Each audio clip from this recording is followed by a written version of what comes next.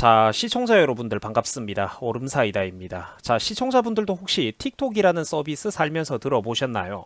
이게 뭐냐면은 요즘 유튜브 쇼츠처럼 짧은 영상들을 올리는 중국의 대표적인 동영상 공유 플랫폼인데, 자, 국내나 미국, 유럽 등 세계적으로는 수억 명이 넘는 이용자를 확보할 정도로 굉장히 크게 성공한 어플입니다.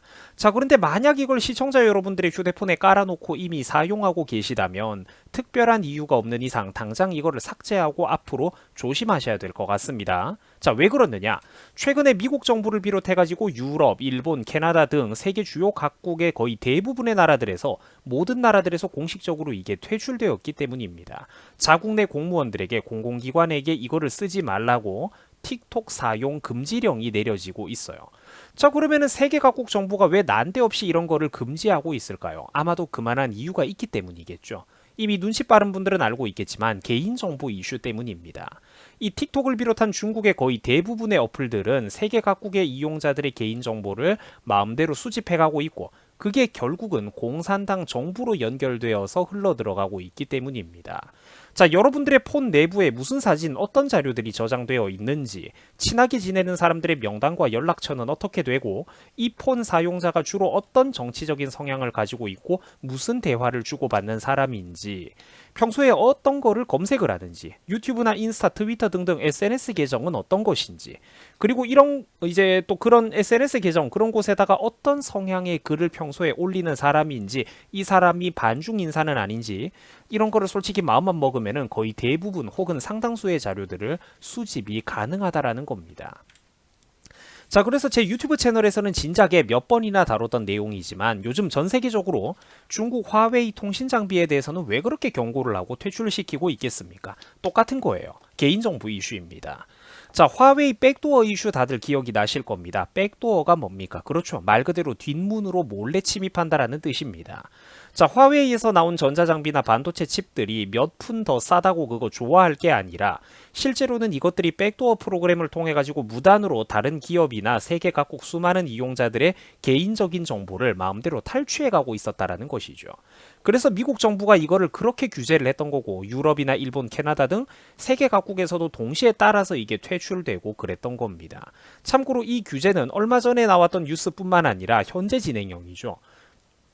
여전히 여러분들이 찾아보시면은 뉴스와 세계 각국의 어떤 규제, 퇴출 소식들이 계속해서 들려오는 그런 현재 진행형 뉴스입니다.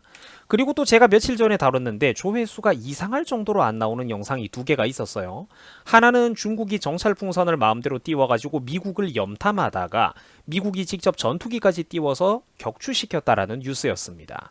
자, KBS 같은 우리나라 대표적인 주요 방송국들보다도 제가 저 소식을 먼저 다뤘는데, 걔네들은 뭐 조회수 수십만씩 쓸어 담지만 제 영상은 조회수가, 그러니까 구독자 20만이 넘는 이 큰 채널에서 무슨 4,900회밖에 안 나올 정도로, 이런 걸 보면 제가 사실 좀 상식적으로 이해도 안 되고 가슴도 참 아프더라고요. 이런 뉴스를 다루면은 꼭 이상할 정도로 조회수가 안 나옵니다. 구독자분들한테 알림도 절대로 안 날아가고 말이죠. 아마 제가 이런 영상을 업로드한 줄도 몰랐던 분들 많이 계실 겁니다. 자, 어쨌든 중국 정부가 정찰 풍선을 띄워가지고 감히 미국을 염탐하다가 미국이 스텔스 전투기를 띄워가지고 직접 격추시켜버리는 저런 엄청난 뉴스도 며칠 전에 있었고요. 또 얼마 전에는 세계 각국에서 공자학원이라는 곳이 퇴출되고 있다는 것도 제가 설명을 드렸습니다. 자, 말로는 저게 중국어라든지 문화 등을 가르치는 학술기관, 교육기관인 척하지만 실제로는 그 나라에서 사실상 스파이 활동을 한다라는 거죠. 정보를 수집하고 각국의 대학 교육기관이나 학계, 미디어 쪽으로 깊숙이 침투를 해서 사람들을 포섭하고 여론을 선동하는 그런 사실상의 첩보기관, 간첩기관의 역할을 수행해 왔다라는 것입니다. 자, 제가 지금 이 두 가지 사건을 왜 설명드리고 있냐면, 이 정찰풍선 사건 그리고 공자학원 사태도 그러니까 지금의 바로 이 틱톡 뉴스와 똑같이 이어진다라는 거예요.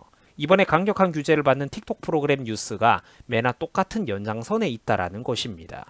자, 최근에 미국의 백악관 예산관리국이라는 곳에서는 불과 며칠 전, 그러니까 2월 27일에, 지난달 27일에 뭐라고 했냐면, 연방정부 내에 속해 있는 전 기관에, 미국의 연방정부 안에 속해 있는 전 기관에 걸쳐가지고 30일 안에 당장 모든 장비와 시스템에서 틱톡을 삭제하라는 지침을 내렸습니다.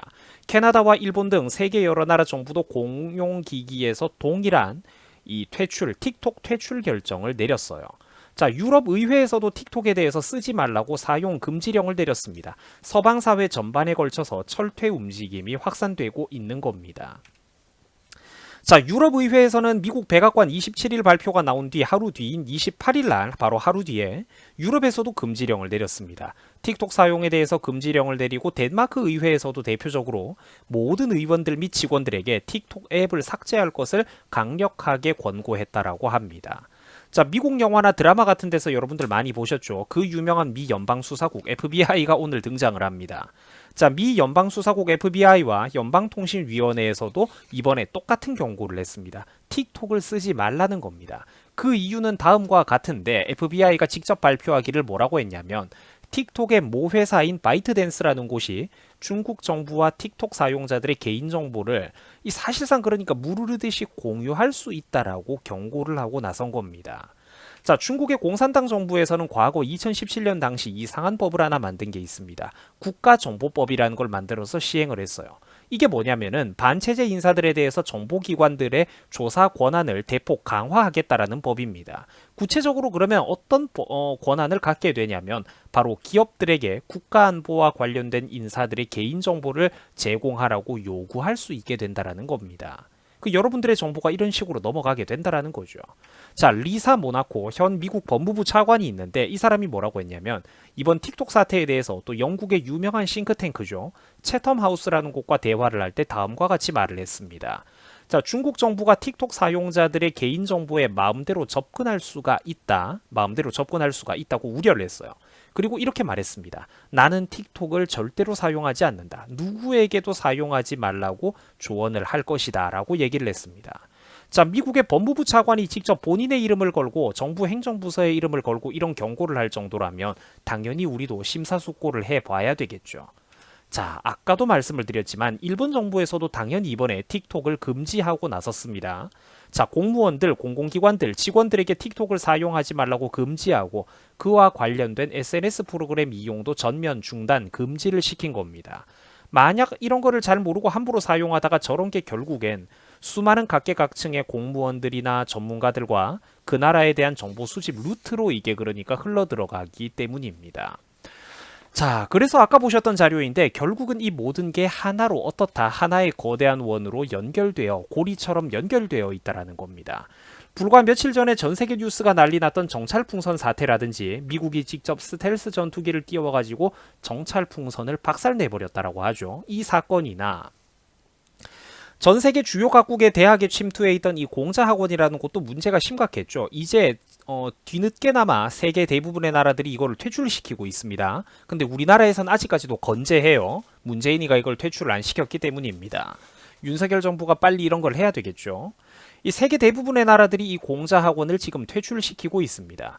그리고 실제로 미국의 그 유명한 CIA, 영국의 MI6 등등 세계적인 서방 진영의 첩보기관들이나 뭐 혹은 그런 유명한 어떤 그런 싱크탱크 그룹들이 이 하나같이 그러니까 공자학원의 위험성에 대해서 공식적으로 경고를 하고 있는 상황입니다.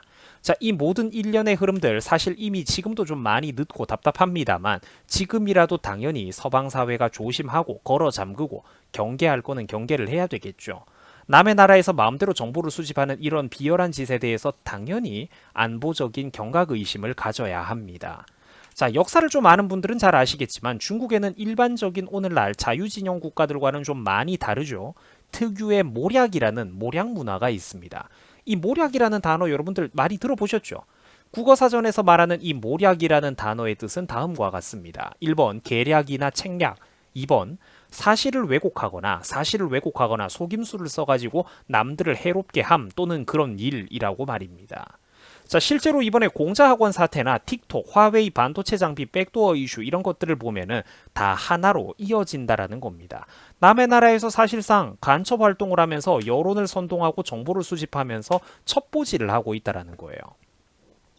그 나라 정치에, 방송 미디어에, 시민단체에 깊숙이 침투를 하고 학계 인사들을 포섭하고 그래가지고 순진한 대학생들이나 젊은 사람들의 여론을 선동해가고 인물들을 포섭해가며 영향력을 넓히고 있다라는 겁니다. 당연히 조심을 해야 되겠죠.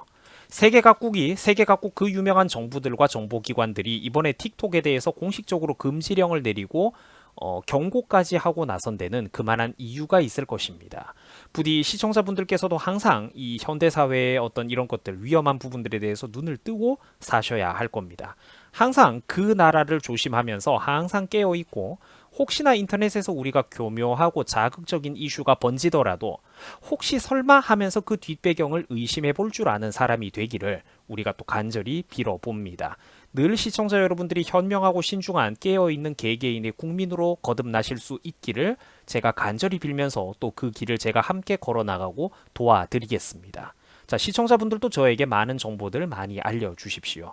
자, 시청해 주셔가지고 대단히 감사드립니다. 여러분들 수고하셨습니다.